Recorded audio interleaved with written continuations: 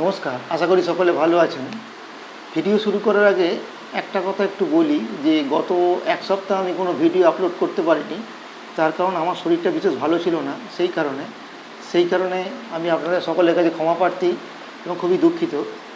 তো মে মাসের বাকি যে রাশিফলগুলো আমার এখনও আপলোড করা হয়নি, আমি চেষ্টা করছি যত তাড়াতাড়ি সম্ভব এই দু একদিনের মধ্যে সেগুলো আপলোড করে দেওয়ার। তো আজকে যে রাশিটাকে নিয়ে আমি আলোচনা করব সেটা হলো সিংহ রাশি। অর্থাৎ সিংহ রাশির মে মাসটা কেমন কাটবে না।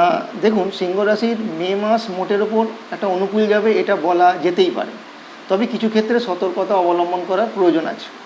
শরীর স্বাস্থ্য নিয়ে যদি আমরা একটু আলোচনা করি তাহলে মে মাসে শরীর মোটামুটি স্থিতিশীল থাকবে। সিংহ রাশির যারা মানুষ আছেন তাদের, যারা উচ্চ রক্তচাপ, চোখ, পেটের সমস্যায় ভোগেন, তারা মাসের মাঝামাঝি একটু সাবধান হয়ে যাবেন বা একটু সাবধানে থাকবেন, এটা একটু মাথায় রাখবেন।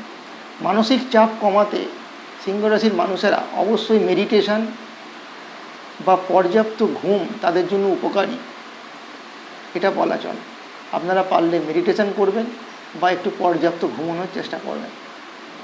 আর্থিক অবস্থা যদি বিচার করতে হয় এই মে মাসের সিংহ রাশির মানুষদের, তো অর্থভাগ্য এই মাসে বেশ ভালো থাকবে এটা বলা যেতে পারে, বিশেষ করে যারা নিজের চেষ্টায় অর্থ উপার্জন করেন তাদের জন্য। ব্যবসায় লাভ হতে পারে, পুরনো ঋণ ফেরত পাওয়ার একটা সম্ভাবনা সিংহ রাশির মানুষদের এ মাসে থেকে যাচ্ছে। তবে 16ই মে পর্যন্ত কোনো ঝুঁকিপূর্ণ বিনিয়োগ করতে যাবেন না। সেটা ঝুঁকিপূর্ণ যে বিনিয়োগ বা ইনভেস্টমেন্ট আপনার এড়িয়ে চলা উচিত। বন্ধুর মাধ্যমে হঠাৎ কোনো আর্থিক সুযোগ সিংহ রাশির মানুষদের আসতে পারে বা হতে পারে এই মে মাসে। কর্ম নিয়ে যদি আলোচনা করতে হয়, কর্মস্থলে প্রভাব বৃদ্ধি পাবে সিংহ রাশির মানুষদের। সহকর্মী বা আপনার যারা ঊর্ধ্বতন কর্তৃপক্ষ আছে তাদের কাছ থেকেও সিংহ রাশির মানুষেরা প্রশংসা পাওয়ার সম্ভাবনা এই মাসে দেখা যাচ্ছে। এই মে মাসে পদোন্নতি বা নতুন দায়িত্ব আসতে পারে সিংহ রাশির মানুষদের এই মে মাস। যারা নতুন চাকরির সন্ধানে আছেন তাদের জন্য এই মে মাসটা যথেষ্ট শুভ, এটা বলা যেতেই পারে।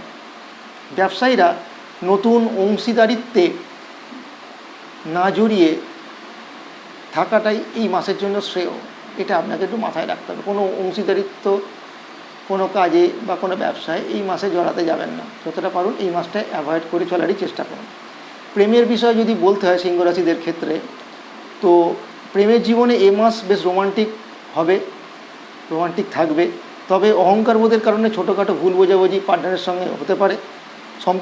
সম্পর্ক রক্ষা করতে গেলে নম্রতা এবং বোঝাপড়ার প্রয়োজন আছে, এটাকে আপনাকে একটু মাথায় রাখতে হবে। যারা সিঙ্গেল তাদের জন্য এই 11ই মে থেকে 21শে মের মধ্যে ভালো কোনো সম্ভাবনা আসতে পারে, অর্থাৎ কোনো সুযোগ আসতে পারে প্রেমের। বিবাহিত জীবন এবং দাম্পত্য জীবন নিয়ে যদি কিছু কথা বলতে হয় তাহলে এটা আমরা বলতেই পারি যে বিবাহিত জীবন স্বাভাবিক থাকবে সিংহ রাশির মানুষদের এই মে মাসে। তবে পারিবারিক কোনো সিদ্ধান্তে মতবিরোধ হতে পারে। জীবনসঙ্গীর সঙ্গে খোলামেলা আলোচনা সম্পর্ক আপনার মজবুত করবে, এটা আপনি মাথায় রেখে চলুন। যারা বিবাহ নিয়ে ভাবছেন তাদের জন্য মে মাসের শেষের দিকটা আলোচনার জন্য শুভ। আপনারা যদি বিয়ে নিয়ে এগোতে চান তাহলে মে মাসের শেষের দিকটা এই জাতীয় আলোচনা বা এঙ্গেজমেন্টের কথা যাই হোক সেটা নিয়ে আপনারা এগোতে পারেন। পড়াশোনা নিয়ে যদি বলি, না স্টুডেন্ট যারা আছো সিংহ রাশির, মে মাসের প্রথম দিকটা কিছুটা মনোসংযোগের অভাব বা বিভ্রান্তি বলো বা অলসতা, এটা সিংহ রাশির যারা স্টুডেন্ট আছে তাদের মধ্যে দেখা যেতে পারে।